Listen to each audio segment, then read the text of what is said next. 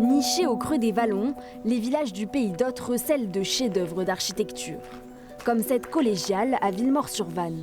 Notre sculpteur Jacques Chéreau nous y emmène, car il est fier d'y avoir laissé sa marque. J'ai fait les dessins qui concernaient les panneaux et tous les ornements, quoi. En 2002, ça devait être les dernières sculptures ornementales avant de faire que de la création.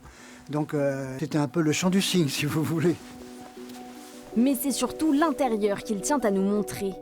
Car l'édifice renferme un trésor, un jubé en bois datant de 1521. Et sur le plan de la sculpture, j'ai jamais vu un truc comme ça, quoi. Des petites figures qui sont faites pour ne pas être regardées trop, en fait. Si vous vous approchez de ça, vous voyez tout de suite qu'il y a un travail fantastique. C'est presque émouvant de voir un travail comme ça. C'est presque émouvant, tellement c'est fort, quoi. Conçus pour isoler le chœur de la nef, la plupart des jubés ont été détruits après le Concile de Trente au XVIIe siècle. Pour Jacques Chéreau, fils et petit-fils de sculpteur, l'héritage de ce jubé pousse à l'excellence. Si je deviens un peu grossier dans mon travail, même si c'est dans ma création, eh bien, je peux venir me ressourcer ici. Mais c'est quand même un geste qui doit être précis, qui doit être déjà intériorisé et puis redonné avec son outil. Et eux, ils l'ont fait avant moi magnifiquement, quoi. La collégiale abrite un autre miraculé, son clocher, une ancienne tour de garde recouverte de tuiles en bois à l'image des églises nordiques. Son entretien est un défi pour la commune qui s'apprête à la restaurer. Mais des essences de châtaigniers, quand elles ont vécu 70 à 100 ans, on arrive au maximum. C'est le cas ici. Et donc on est obligé quand même de les changer pour éviter les fuites et éviter les intempéries à l'intérieur de la tour et donc la détérioration des pièces de structure.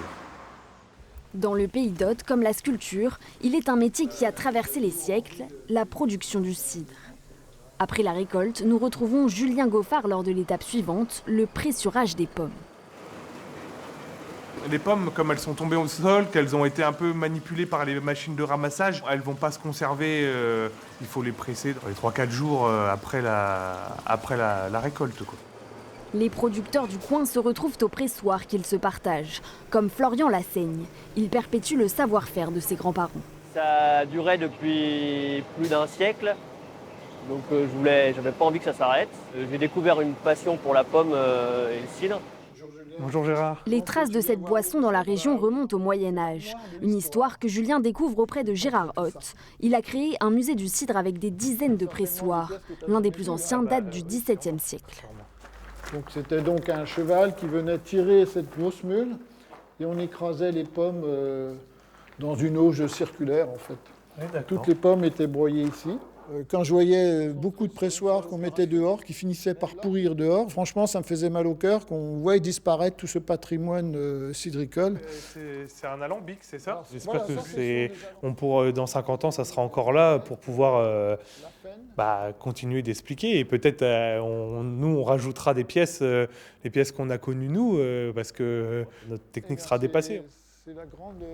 À quelques kilomètres, une autre discipline se transmet de génération en génération. Tous les vendredis, Marie-Pierre Ricardi enseigne la clarinette à ses élèves d'Estissac. 1, 2. Ils retrouvent ensuite le reste de la classe pour jouer en orchestre. Ce programme, qui dure 3 ans, a été créé par l'association Musique en Notes pour rendre accessible la pratique instrumentale. Quand j'ai la clarinette, dès que j'ai fini mes devoirs, j'en fais, je révise mes notes. J'adore faire de l'instrument parce que quand on joue en harmonie, c'est beau et tout. J'adore. Une forme d'enseignement qui séduit aussi la musicienne.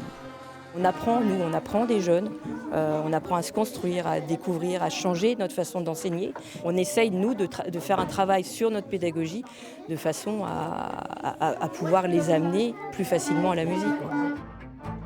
À travers leur engagement, ces professionnels font rayonner le Pays d'Hôte, un territoire rural où l'isolement est à la fois une contrainte et une richesse. C'est ce que nous verrons demain dans le prochain épisode.